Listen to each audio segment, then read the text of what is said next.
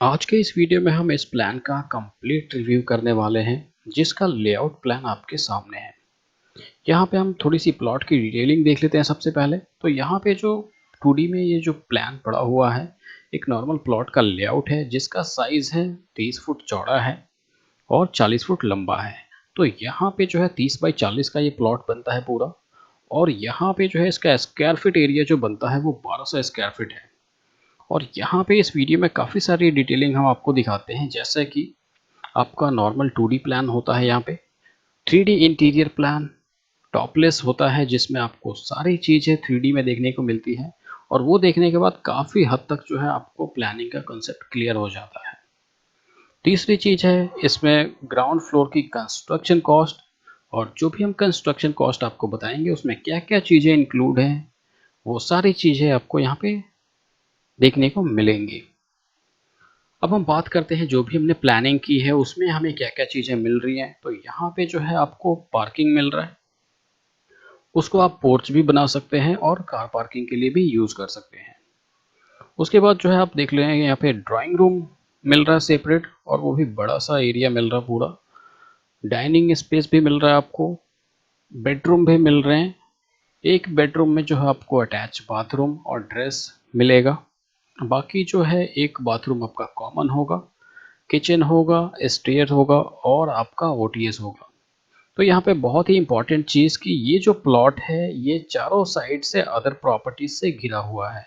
सिर्फ इसकी ओपनिंग जो है फ्रंट से है, इसलिए इसमें तीनों साइड से वेंटिलेशन नहीं हो सकती। इसीलिए हमने यहाँ पे ओटीएस का यूज़ किया हुआ है। तो हमने किस तरीके से इसकी डिज़ाइनिंग की है आपको 3D में देखने को मिलेगी। तो चलिए सबसे पहले हम 3D आपको दिखाएंगे, और वो भी साइजेस के साथ। और इस प्लान की एक और ख़ासियत है कि इस डिज़ाइन को आप किसी भी दिशा में बना सकते हैं, क्योंकि इसका वास्तु से दूर दूर तक कोई लेना देना नहीं है। इसलिए आप इसको किसी भी डायरेक्शन में बना सकते हैं। तो उम्मीद करता हूँ इस वीडियो से काफ़ी लोगों को हेल्प मिलेगी और मिलने वाली है। इसलिए इस वीडियो को ज़्यादा से ज़्यादा शेयर करें, किसी दूसरे की भी हेल्प हो सके। ये हमारा टॉपलेस 3D इंटीरियर प्लान है और यहाँ पे मैं आपको सारे साइजेस दिखाने वाला हूँ, प्लस इस प्लान का कंप्लीट ओवरव्यू देने वाला हूँ। प्लस और भी छोटी छोटी जो डिटेलिंग होगी वो भी आपको यहाँ पे बताते हुए चलूँगा। तो चलिए सबसे पहले हम बात करेंगे यहाँ पे एंट्रेंस गेट की। तो यहाँ पे जो है हमने एंट्रेंस गेट की जो चौड़ाई रखी है वो 10 फुट की है। इस पाए से लेके इस पाए के बीच में जो कंप्लीट ओपनिंग है वो 10 फुट की है, जिसमें आप 2 पल्ले का गेट लगा सकते हैं। और दोनों कोने पे जो है हमने यहाँ पे 2 पाए डाले हुए हैं जिसके ऊपर आप लाइट की अरेंजमेंट भी कर सकते हैं। प्लस आप यहाँ पे देख सकते हैं कि लेवल वेरिएशन हमने यहाँ पे किया हुआ है, रोड से थोड़ा सा अप करके पार्किंग का लेवल है, और यहाँ पे एक छोटा सा रैंप भी डाला हुआ है। उसके बाद जो है हमारा यहाँ पे आगे आता है पार्किंग का एरिया। पार्किंग का एरिया जो है काफ़ी बड़ा है, यहाँ पे कोई भी एक छोटी सी कार आराम से आ सकती है आपकी। तो यहाँ पे जो है जो इसका साइज़ है वो मैं आपको बता देता हूँ। इस वॉल से लेके इस अंदर वाली वॉल तक जो है 11 फुट 6 इंच इसकी पूरी चौड़ाई है। और इसकी जो लंबाई है अंदर अंदर का जो साइज़ है वो है 16 फुट 2 इंच। इस ब्लू वाली वॉल से लेके यहाँ से जो आपका प्लांटर बेड दिख रहा है, यहाँ से इस वाली वॉल से लेके आपका गेट तक जो है 16 फुट 2 इंच है। तो यहाँ पे आप एक छोटी गाड़ी आराम से लगा सकते हैं। और उसके बाद आप यहाँ पे भी देख सकते हैं कि यहाँ पे भी हमने थोड़ा सा लेवल वेरी कर रखा है। यहाँ पे 3 स्टेप हमने डाले हुए हैं, 1 2 3।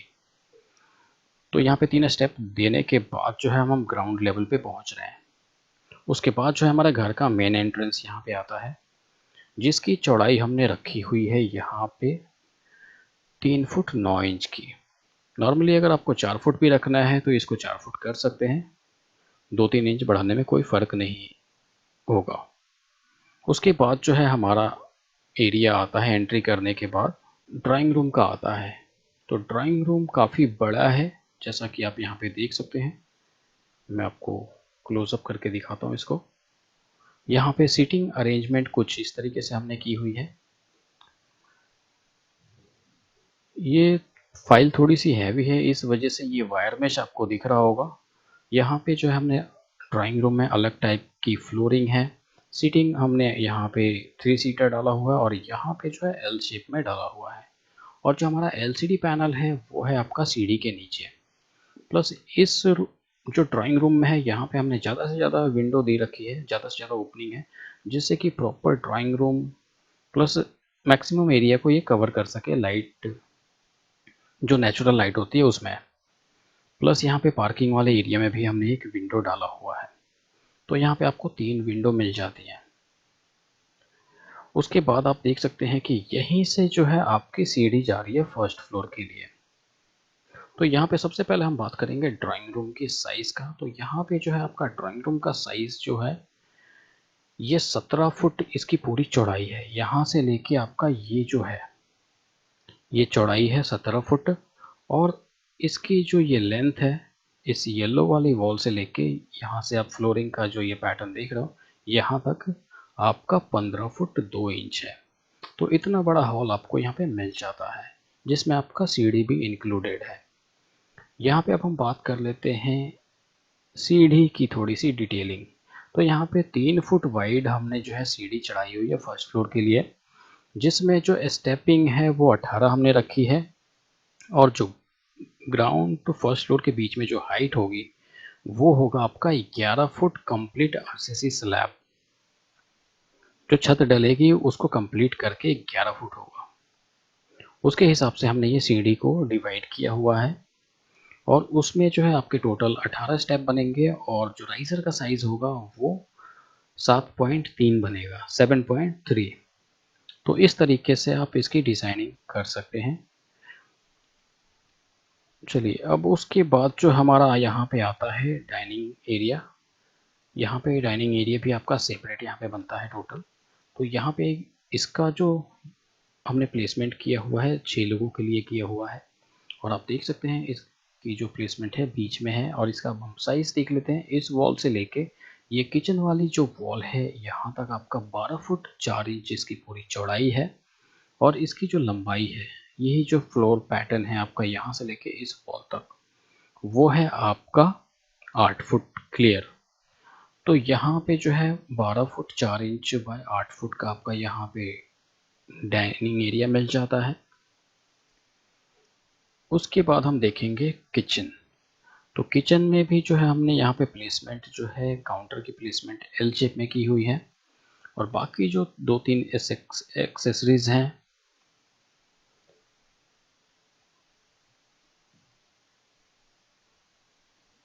जो इसके पॉइंट्स हैं वो हमने यहाँ पे कुछ इस तरीके से दी हुई है। यहाँ पे आपका कुकटॉप आ जाता है, और यहाँ पे सिंक, और यहाँ पे जो है ये फ्रिज का पॉइंट है, और यहाँ पे जो है आपकी आप देख सकते हैं ड्राइंग रूम किचन वाले एरिया में हमने फ्लोरिंग पैटर्न अलग लिया हुआ है। तो इस तरीके से आप भी इसकी डिज़ाइनिंग कर सकते हैं। अब हम बात करते हैं किचन के साइज़ की। तो 7 फुट चौड़ा है और 9 फुट लंबा है। 7x9 का ये किचन है, जो कि काफ़ी अच्छा साइज़ माना जाता है। उसके बाद जो है हमने यहाँ पे एक चीज़ भूल गए। यहाँ पे जो है किचन के बाजू में जो स्पेस मिल रहा हमें, ये जो है कंप्लीट वॉल को इंक्लूड करके जो है इसकी जो चौड़ाई है वो 3 फुट 9 इंच है, जिससे कि आपको इधर रूम में जो है इसमें विंडो मिल जाएगी, जिसकी इसकी वेंटिलेशन भी अच्छी हो जाएगी। तो यहाँ पे हो गया आपका किचन, और ये पैसेज भी हो गया। अब हम बात करते हैं यहाँ पे कॉमन बाथरूम की। कॉमन बाथरूम जो है डाइनिंग से हमने इसकी एंट्रेंस दी हुई है। प्लस एक चीज़ और हम आपको बताना चाहते हैं कि ये जो कॉर्नर जो है आप नॉर्मल जो है यहाँ पे या तो वॉश बेसिन यूज़ कर सकते हैं, या फिर यहाँ पे वॉशिंग मशीन रख सकते हैं। चलिए अब हम देख लेते हैं कॉमन टॉयलेट, जहाँ पे यहाँ पे सीट की प्लेसमेंट हमने रखी हुई है। और इसके साइज़ की अगर बात करें तो 4 फुट 8 इंच इसकी पूरी चौड़ाई है इस वॉल से लेके इस वॉल तक, और इसकी जो लंबाई है वो 7 फुट 7 इंच है। अप्रॉक्सीमेट आप 7.5 फुट इसको भी मान सकते हैं। प्लस इसके वेंटिलेशन के लिए जो वेंटिलेशन और पाइप के लिए जो है हमने यहाँ पे एक छोटा सा कटआउट दिया हुआ है, जिसको आप शाफ्ट पाइप शाफ्ट भी बोल सकते हैं। तो यहाँ पे इसकी वेंटिलेशन हो जाएगी। तो नॉर्मली जो है आप यहाँ पे 4 फुट 8 इंच बाय 7.5 फुट का जब टॉयलेट बनाएंगे तो यहाँ पे आपको एक छोटा सा एक कटआउट देना होगा, जिससे कि इसकी वेंटिलेशन आराम से यहाँ से हो जाएगी। क्योंकि क्या होता है कि तीनों साइड जब बंद होते हैं प्लॉट, उसमें जो है वेंटिलेशन के लिए जितने हम टॉयलेट देते हैं उसमें वेंटिलेशन के लिए हमें कुछ ना कुछ अरेंज करना पड़ता है। अगर शाफ्ट या फिर कोई वेंटिलेशन सोर्स ना हो तो वहाँ पे स्मेल्स वगैरह फैलती रहती है, तो वो चीज़ अच्छी नहीं होती है। चाहे वो कोई भी घर हो, वास्तु हो या नॉन वास्तु हो, सबको प्रॉब्लम होती है। तो यहाँ पे जो है हम बात करेंगे बेडरूम 1। ये बेडरूम 1 में जो है आपको तीनों चीज़ें मिल रही है। यहाँ पे पीछे जो है आप देख सकते हैं फुल वॉल पे जो है पूरी अलमारी मिल रही है। आप उसको ओपनेबल रखें या स्लाइडिंग रखें, वो आपके ऊपर है। प्लस यहाँ पे जो है आपको बेड मिल रहा है किंग साइज। सामने जो है इधर हमने यहाँ पे जो है हमने एलसीडी यहाँ पे डाला हुआ है। अगर आपको यहाँ पे सही लगता है तो यहाँ पे दीजिए, अदरवाइज जो है आप इसकी थोड़ी सी जो है लेआउट को चेंज करके आप ये सामने वाली वॉल पे भी दे सकते हैं। यहाँ पे ये ड्रेस की वजह से जो है हमें यहाँ पे प्रॉपर स्पेस नहीं मिल रहा, इसलिए हमने यहाँ पे दिया हुआ है। तो यहाँ पे इस रूम से जो अटैच है वो एक बाथरूम अटैच है और एक ड्रेस जो एरिया होता है ड्रेसिंग, वो भी अटैच है। तो यहाँ पे आप बोल सकते हो कि आपको यहाँ पे दो दो अलमारियाँ मिल रही है इस रूम के लिए, एक ये हो गया और एक इधर हो गया। तो यहाँ पे सबसे पहले हम बेडरूम की बात करते हैं। तो बेडरूम का साइज है 10 फुट 9 इंच बाय 13 फुट। आप समझ गए होंगे, इसकी चौड़ाई जो है 10 फुट 9 इंच है और इसकी लंबाई 13 फुट है। जो अटैच बाथरूम है उसका साइज देख लीजिए, 7 फुट चौड़ा है, 7 फुट चौड़ा है और 4 फुट इसकी लंबाई, यानी 7 4 का ये बाथरूम है। और ये जो ड्रेस एरिया है ये भी 7 फुट चौड़ा है और 4 फुट 3 इंच लंबा है। तो यहाँ पे ये साइज आपको मिल रहा है। उसके बाद हम देखेंगे यहाँ पे बेडरूम 2। तो यहाँ पे बेडरूम 2 में जो है आपको सेम फर्नीचर प्लेसमेंट मिल रही है। आपको अलमारी मिल रहा है, यहाँ पे बेड मिल रहा है और सामने एलसीडी मिल रहा है।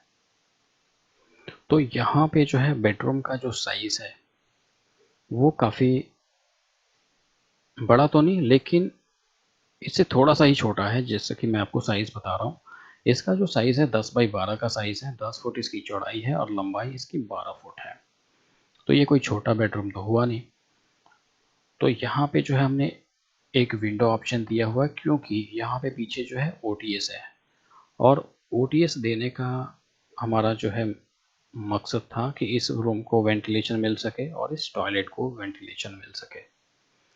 तो यहाँ पे जो है हमने ओटीएस का भी साइज यहाँ पे आपको बता देते हैं, 10 फुट बाय 3 फुट चौड़ा, सॉरी 3 फुट लंबा और 10 फुट चौड़ा।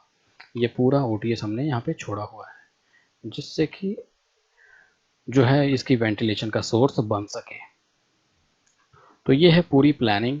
अब हम बात कर लेते हैं यहाँ पे कुछ बेसिक चीज़ें, जैसा कि वॉल की थिकनेस। तो यहाँ पे जो आउटर वॉल हमने रखी है 9 इंच की और इंटरनल वॉल जो है रखी है 4.5 इंच की। उसके बाद जो है डोर विंडो के जो साइजेस हैं यहाँ पे आप अपने हिसाब से रख सकते हैं। बेसिकली मैं आपको बता देता हूँ डोर के जो साइजेस हैं। वो डोर जो एंट्री डोर है वो उसका साइज़ क्लियर है, 3 फुट 9 इंच से लेके आप 4 फुट चौड़ा रख सकते हैं सिंगल पल्ले का डोर। और जो रूम में जो दरवाजे होंगे वो आप 3 फुट 4 इंच चौड़ा या फिर 3.5 फुट कंप्लीट रख सकते हैं।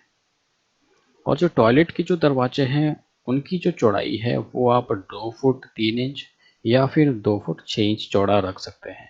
हाइट आप अपने हिसाब से देख सकते हैं, जो भी आप हाइट रखेंगे वो इक्वल लगना चाहिए सबका। बस एंट्रेंस की जो हाइट होती है थोड़ी सी ज़्यादा होती है, तो वो फिर भी चल जाएगा आपका। अब हम बात कर लेते हैं इस प्लान की कॉस्टिंग का। अगर हम एज इट इज़ इस प्लान को कंस्ट्रक्शन करवाते हैं तो हमें क्या क्या चीज़ें इसमें मिलेगी और क्या कॉस्ट बनेगा। तो इसमें हमने जो इसका कॉस्ट रखा है 18 से 20 लाख कंस्ट्रक्शन कॉस्ट। आप कहीं भी किसी भी कॉन्ट्रैक्टर से जो है आप इसको करवा सकते हैं। अगर मैप आपको चाहिए तो आप हमारी वेबसाइट पे विज़िट कर सकते हैं, वहाँ पे सारी डिटेल हमने डाली हुई है। तो इसका जो 18 से 20 लाख में क्या क्या चीज़ें मिलेंगी, तो 18 से 20 लाख में आपको यहाँ पे अगर आप चाहें तो आपका ये कंप्लीट जो फर्नीचर है प्लस जो भी हमने पेंट किया हुआ पेंट वर्क, ग्रूविंग वर्क, वो सारी चीज़ें आपका इसमें इंक्लूड होंगी। एक एवरेज रेट में आप सारी चीज़ें इसमें इंक्लूड कर सकते हैं। और 30 बाई 40 के जो है कई सारे वीडियो हमारे चैनल पे अवेलेबल हैं, वो भी आप वीडियो जाके देख सकते हैं। तो उम्मीद करता हूँ इस वीडियो से काफ़ी लोगों को हेल्प मिलने वाली है और मिलेगी, इसलिए इस वीडियो को ज़्यादा से ज़्यादा शेयर करें, जिससे दूसरों की भी हेल्प हो सके।